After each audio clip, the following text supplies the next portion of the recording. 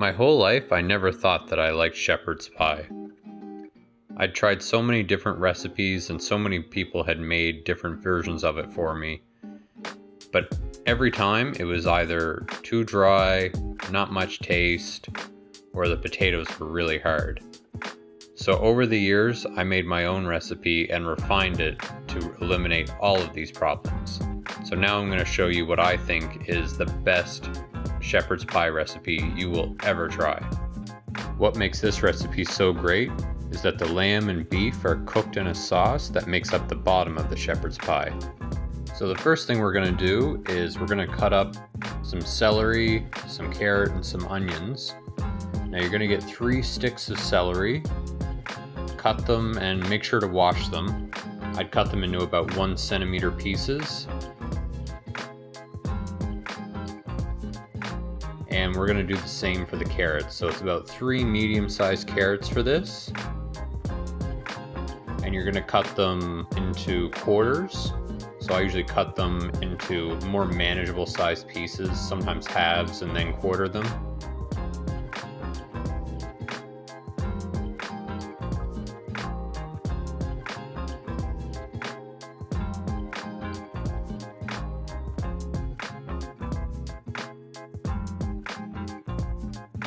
For the onion, we're going to go for about a medium dice. You're going to want 1 large onion for this.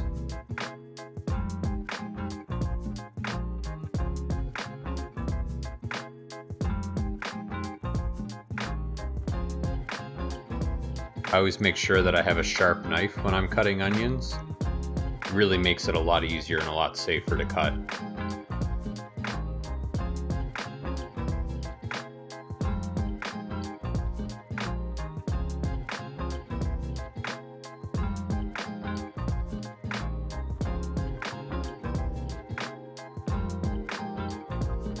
After I'm done cutting the onions, I'm going to get 3 cloves of garlic.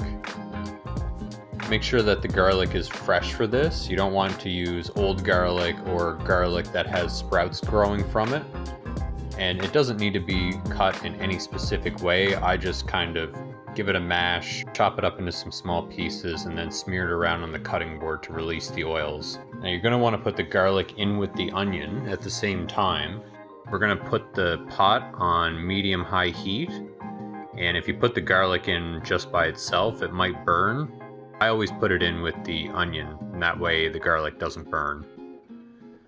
After a couple of minutes, the onion should have softened, and then we're going to put in the other vegetables, the carrots and the celery. After they've cooked for another couple of minutes, then I'm going to add the salt, and that should bring out a bit of the water from the onions. I'm also going to add in about a tablespoon of pepper and 3 pretty heaping teaspoons of flour. And I'm going to cook the flour for about 2 minutes. Then I'm going to add some tomato paste and do the same thing. I'm going to cook that for about 2 minutes. After that's cooked off, I'm going to add 750 milliliters of water along with 2 tablespoons or 2 heaping teaspoons of beef bouillon base. If you don't have beef bouillon base, then you can just use about 750 milliliters of beef stock.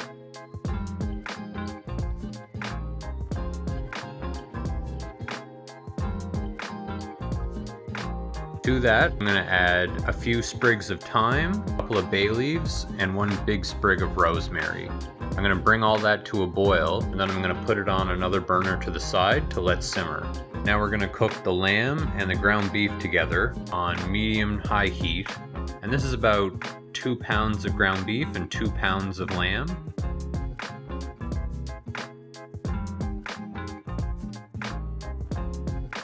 Once that started to brown a little bit, I'm going to add wine, little bit by little bit, probably about 500 milliliters of wine, and I'm just going to let that cook till it reduces quite a bit.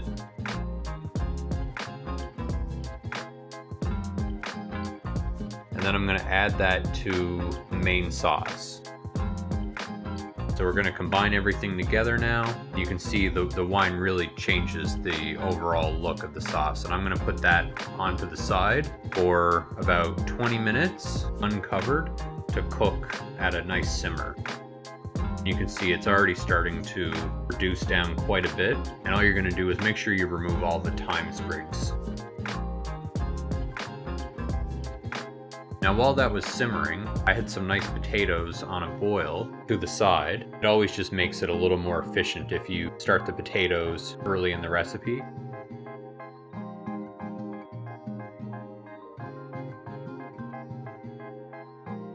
And now would be a good time to preheat your oven to 425 degrees Fahrenheit.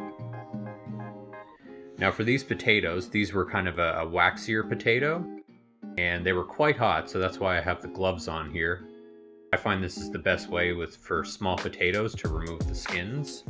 I just put on some latex gloves, or I think these were non-latex actually. And just peel the skins off by hand. That's usually the easiest way to do it.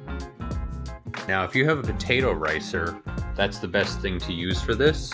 But the one that I had was broken, so I actually just used metal, like a heavy steel colander, and just pushed all the potatoes through the sides. This will really break up the potatoes.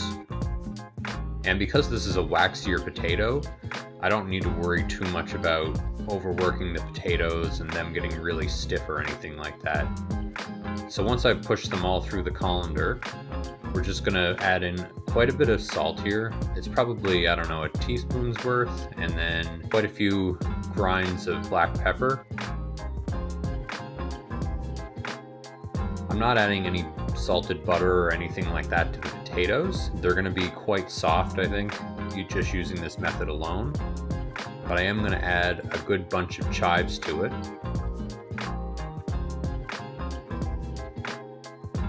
Then I'm going to combine everything together, and if I didn't add enough salt at the beginning, I'll just add a little bit more at the end, but for me that was the right amount of salt. And I always add just a splash of half and half, no heavy cream or milk for this. Now I'm going to get a large or medium-sized baking dish. Put the stew mixture with the beef into it and make sure it's well spread out. I find the best way to put the potatoes on, instead of putting it on in one big glob and then trying to move it all around, is just to put little dollops throughout and then try and fill in the gaps. And then once I've put the potato throughout the pie, I'm going to just lightly spread it out with a fork. And this has the benefit of giving you all the little nooks and crannies on the top that'll brown nicely in the oven.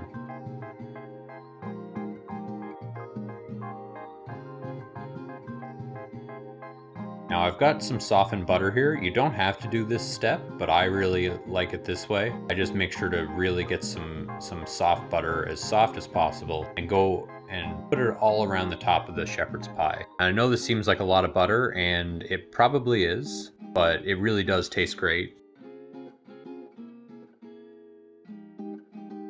And I just go back over it with the fork to add in some more cracks and edges to the pie that will brown up nicely. Now I'm going to put it in the oven at 425 degrees Fahrenheit for about 25 minutes or so, and you'll see it comes out looking absolutely amazing. Nicely golden brown, the edges are bubbling, and because we let that sauce cook on the side of the burner for about 20 minutes or so, simmering, the sauce is going to be nice and thick and it'll hold together very well. I really hope that you guys try this recipe out. It is absolutely one of my favorite recipes and definitely my favorite version of shepherd's pie. Please like and subscribe to our content, and we hope to see you again soon.